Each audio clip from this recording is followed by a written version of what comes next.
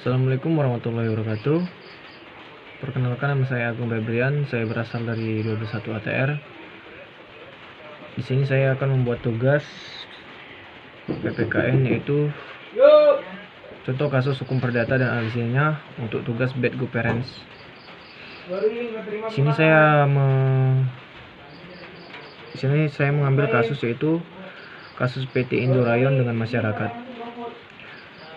Kasus PT Indo Rayon dengan masyarakat, pihak yang menjadi dalang dari kasus ini PT Inti Indo Rayon. PT Indo Rayon mulai beroperasi pada akhir 1980-an. Tahun 1999, perusahaan tersebut ditutup berdasarkan rekomendasi dari Menteri Negara Lingkungan Hidup.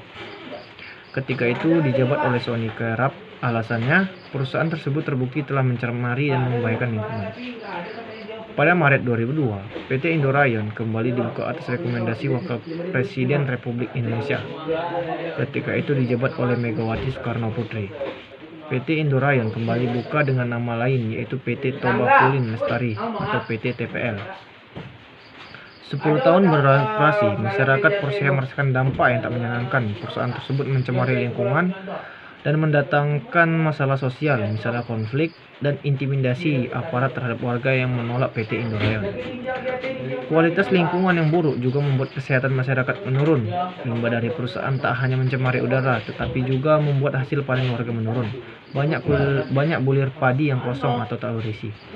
Masyarakat sekitar pun khawatir jika kejadian 10 tahun sebelumnya terjadi lagi sejak PT TPL dibuka. Selain itu, warga sekitar mengaku bahwa limbah uap dari pabrik cukup mengganggu udara. Berdasarkan data di Puskesmas Persija, jumlah penderita infeksi saluran pernapasan atas atau ISPA pada Januari 2001 mencapai 92 orang, pada Januari 2002 mencapai 103 orang. Jumlah tersebut meningkat lagi pada Januari 2003, yaitu menjadi 128 orang. Analisa dari kasus tersebut. PT Indo Rayon merupakan perusahaan yang telah mencemari lingkungan hingga mengakibatkan dampak yang buruk bagi masyarakat sekitar. Kemudian, perbuatan melawan hukum merupakan perbuatan yang melanggar kaidah-kaidah tertulis, yaitu bersifat bertentangan dengan kewajiban hukum pelaku dan melanggar hak subjektif orang lain. Perbuatan melawan hukum meliputi beberapa hal, yaitu perbuatan yang bertentangan dengan hak milik orang lain, perbuatan yang bertentangan dengan kesusilaan, perbuatan yang bertentangan dengan kewajiban hukumnya sendiri, dan perbuatan yang bertentangan dengan kehati-hatian atau keharusan di dalam pergaulan masyarakat yang baik. Perbuatan melawan hukum memiliki 3 kategori. Pertama, perbuatan melawan hukum karena kesengajaan. Kedua, perbuatan melawan hukum karena kelalaian. Ketiga, perbuatan melawan hukum tanpa kesalahan atau tanpa kesengajaan dan kelalaian. Selain itu, perbuatan melawan hukum punya beberapa unsur-unsur. Unsur-unsur tersebut adalah adanya perbuatan tersebut bersifat melawan hukum, adanya kesalahan dari pelaku, adanya kerugian di pihak korban, adanya hubung kasual atau saling menyebabkan antara perbuatan dengan kerugian. Nah, di sini tanggapan saya untuk kasus tersebut adalah coba untuk saling berdiskusi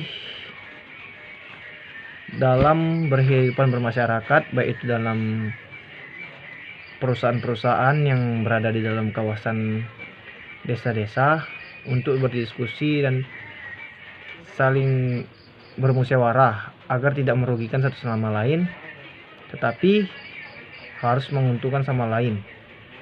Mungkin itu yang dapat saya sampaikan. Sekian dari saya. Assalamualaikum warahmatullahi wabarakatuh.